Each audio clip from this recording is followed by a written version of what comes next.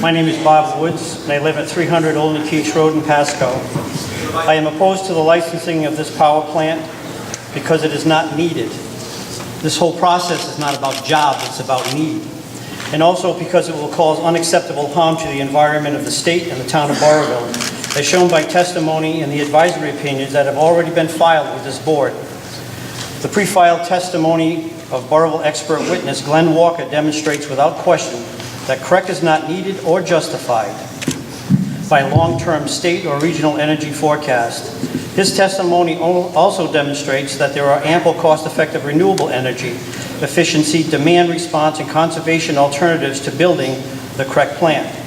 And Mr. Walker's testimony also says that the capacity supply obligation awarded to Invenergy for its first unit is already costing ratepayers money relative to the alternative capacity.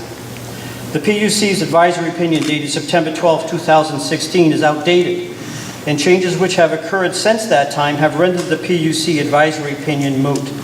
For example, since the date of that opinion, ISO New England has conducted FCA 11, and CREC's proposed unit number 2 was for the second time not awarded the capacity supply obligation.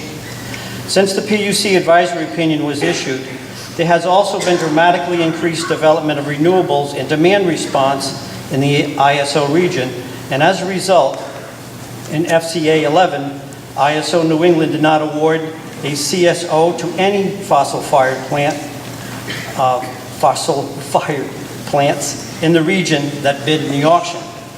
The PUC advisory opinion also did not have the benefit of the knowledge that capacity prices subsequently fell approximately 25% between FCA 10 and FCA 11.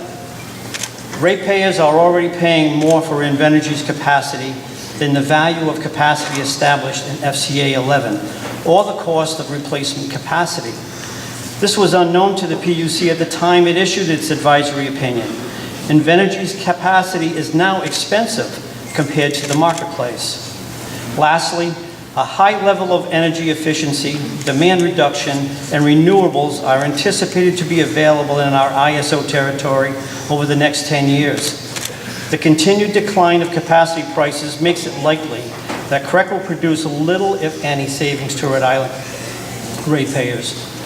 Although Mr. Parker testified before the PUC that the small savings for Unit 1 would be a range of 1% to 2%, this calculation was done prior to the lower capacity results of FCA 11.